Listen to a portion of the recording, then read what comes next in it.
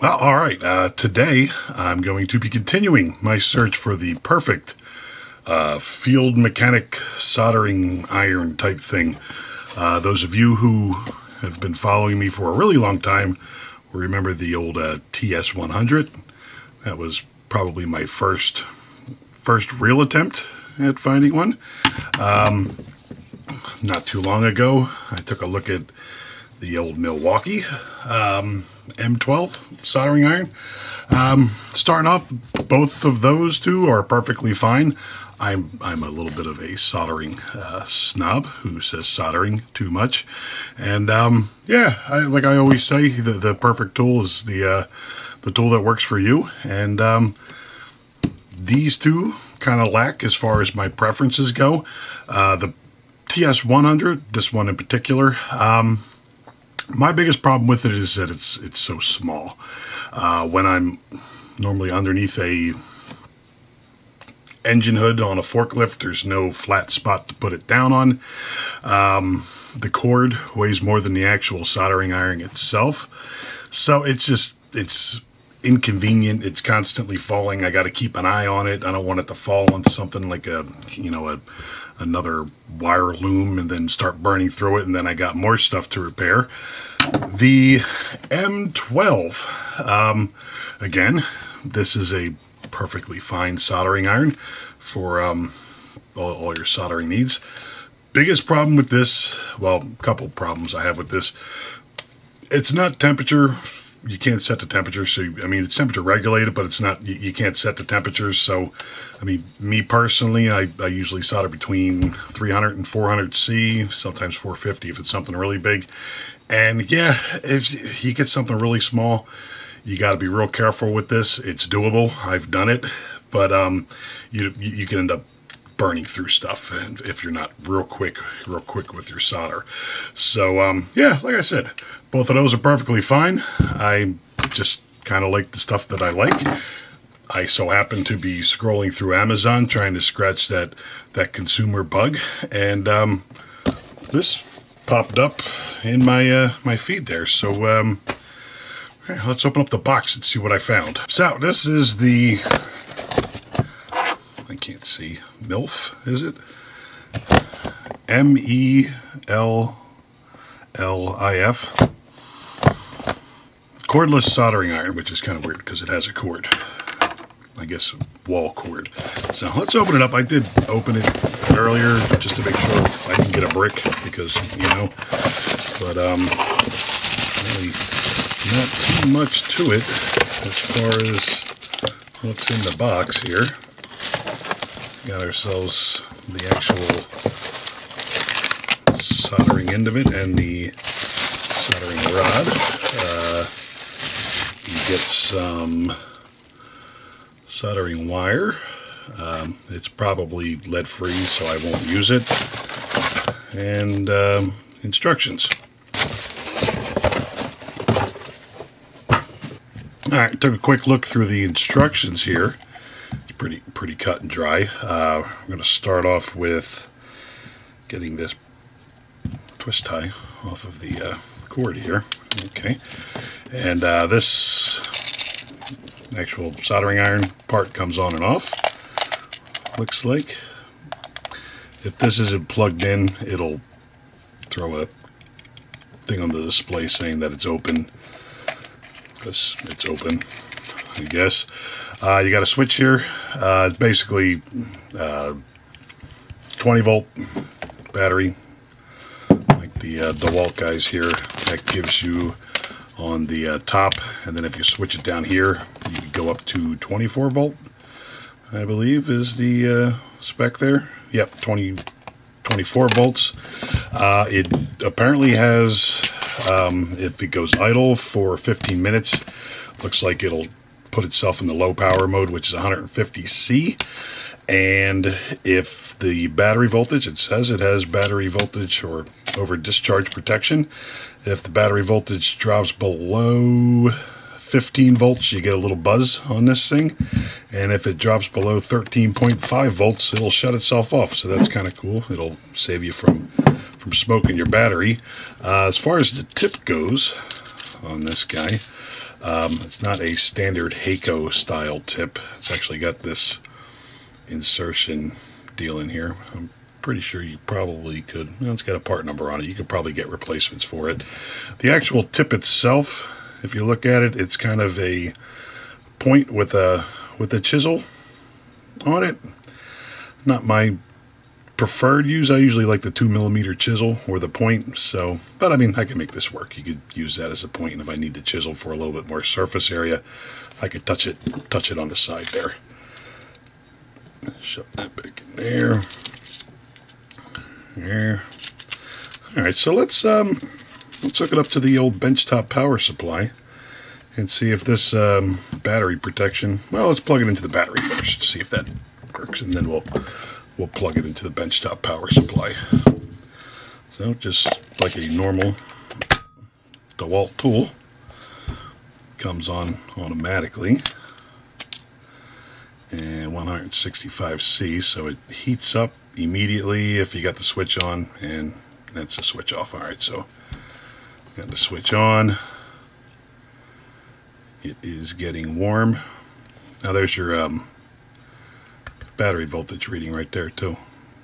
Pretty cool. All right, so it seems like it's working. I don't want to get too hot when I plug it into the benchtop supply, so we'll heat it up later.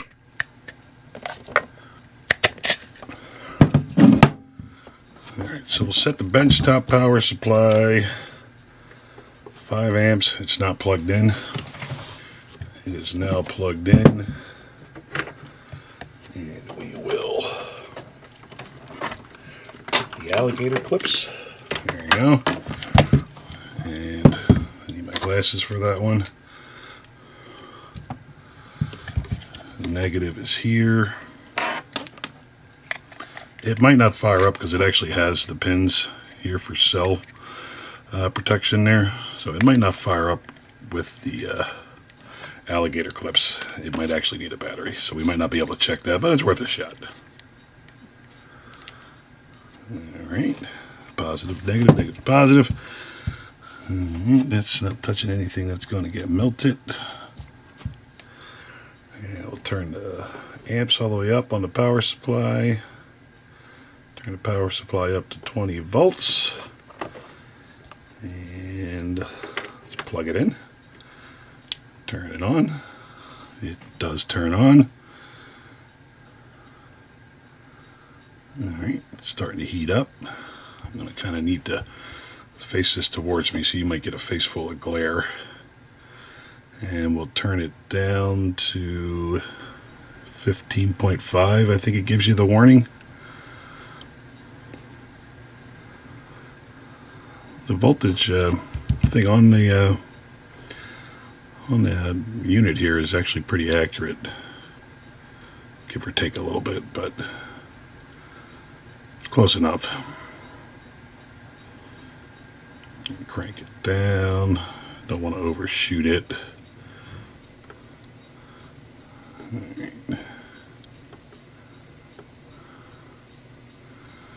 Alright, well, it did not make a sound. Not 15, 5, 15. We are well below 15. I didn't hear a buzzer. Alright, let's go a little. Oh, there it goes. Alright, went off around 15, I think.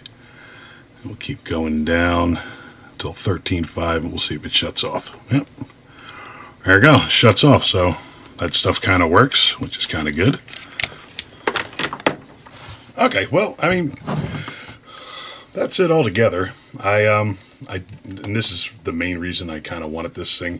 One, because it's got the heavy base, so you got something nice and stable to stick this thing on.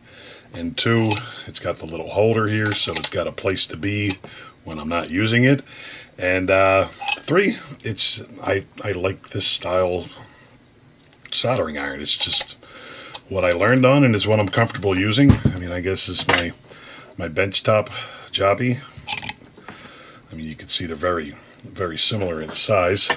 So, yeah, I mean, there's not really too much testing and stuff we could do with this. I actually have my drone. The last time I went flying with it, I crashed it. I'll drop in a clip of the crash if I could find it or if I remember.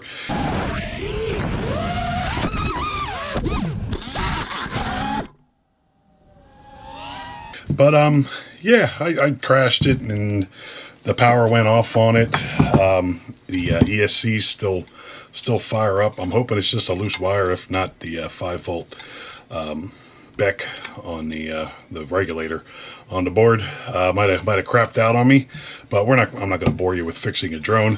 But while I was fixing it, I'm like, you know what, I want to replace the motors on this. I had a buddy of mine who had some. I'm actually going to go from 4S, which is a 4-cell battery, up to a 6-cell battery. I know anybody, how many FPV buddies that are watching this, you're just now getting a 6-cell. But yeah, so I'm going to put new motors on this. I'm not going to do that. I'm just going to desolder these old motors, and if there's a loose wire in here, maybe we'll fix that loose wire with this thing, and we'll see what happens. So let's do that. I'm going to pull this apart off a camera. You really want to see me take out 12 screws. So yeah, let's do that, and we'll get back to the thing. Well, all right, I got the top plate taken off of it. You might have noticed my antenna wire came out of my video transmitter, and I noticed this little red wire down here, which is my 5-volt power rail, which powers up my video transmitter and my flight controller, has come detached. So that's probably the problem. I was going to pull this apart. I just don't feel like pulling this stack apart. I don't have time to really dig into this thing to reattach this wire.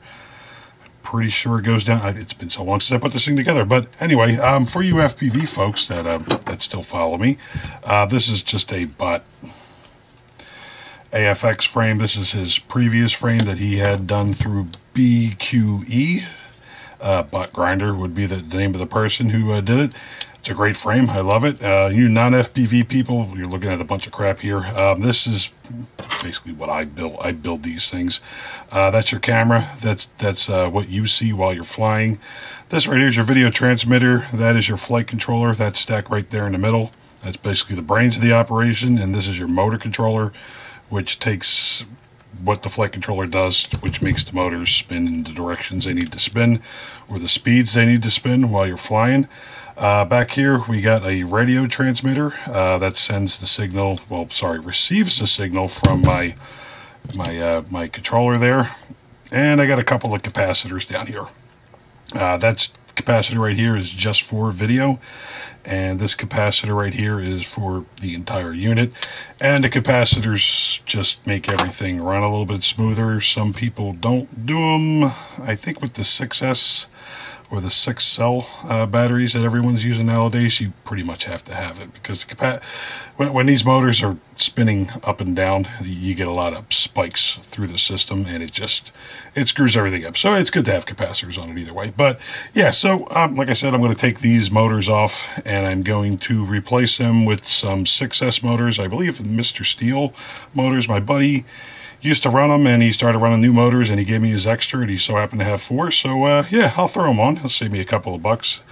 Be my entrance into 6-cell batteries. And yeah, so let's sit down. We'll desolder these and see if the old yellow soldering station that goes onto a DeWalt battery actually does anything. And I'm going to put it at 350. That's usually a good temperature. I think these are 14 gauge or 16 gauge wire, so nothing too heavy, but we'll get a sense for it. And usually if soldering irons can't keep up with what you're doing, they'll get cold and they got to constantly heat. So it'll be a good test to see if it'll keep up. So we got to hit the switch here, turned on, and we'll see how. Oh wow, that comes up really quick. So 200. Wow, yeah, that's really fast, and it's already up to temperature. Pretty cool. I'm going to use this stuff here. Whenever you're desoldering things, if you didn't know, it's always good to hit it with a little solder on the tip there. Gives you a little bit more surface area for when you're trying to put the heat into it. So I just get a little fresh solder on the tips there. And I'm going to have to sit down for this so I can actually see.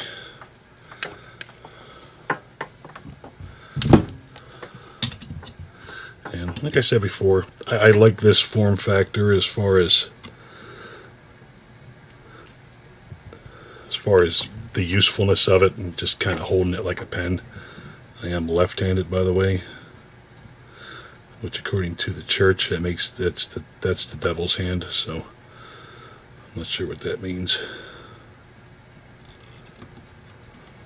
Yeah, so far so good.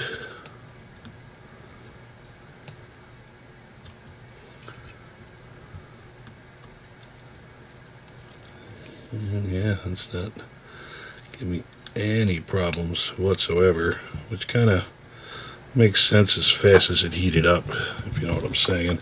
A little bit more solder for the tip.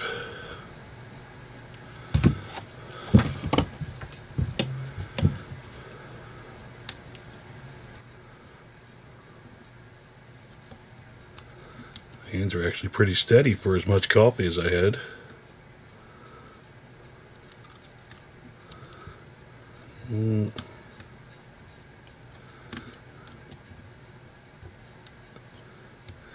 And yes, it did take me way too long to switch to 6-cell. I just haven't been flying that much, so it doesn't really make much sense to make all the switches. And all the stuff I have on this quad is, or drone, I guess probably a better description, is 2 years old. So yeah, this is, but it still works. And if you know how to fly, it doesn't matter. Yeah, that was pretty quick, and it didn't stutter a bit. So that is definitely. You can keep up with that at least. Another thing too, a lot of people complain about tips burning up. When you're done soldering, it's always good to put a little fresh solder on it and get your brass wool, or if you have a brass brush, that'll work. Don't use steel, because steel will take the coating off the tip. Kind of give it a little hit like this and this, and yeah, makes the tip nice and clean. Another thing too, to keep your tips lasting longer, if you're not currently using the iron, turn it off. No matter how good the tip is, if you leave the thing cooking all day, like you do 1 minute worth of soldering and then you come back 15 minutes later, it's, yeah, I mean, the tip's going to overheat. Even if it does shut down on low power, I mean, 15 minutes for this thing to be sitting there cooking, I wouldn't want it to do that. And yeah, so all right, that seems like it's a working thing at least. So yeah, let's close it out. So I mean, there you go. It's a soldering iron that solders. I mean, oddly enough, but yeah. So I mean, like I said, I wasn't necessarily looking for something like this, but Amazon thought I needed to look at it, and I looked at it and said, well, I should buy that. That's probably why they're a multi-billion-dollar company. But yeah, form factor wise, like I said earlier, I could see, you know, you got this nice heavy 5 amp hour battery. Sit that up on the battery, sit that up on the, say, the battery of the forklift I'm working on, and it's got, what's that, about 1 meter long wire on it, and yeah, this will be nice and stable and less likely to fall all over the place like the little TS100 did, and a little less oafy like this thing.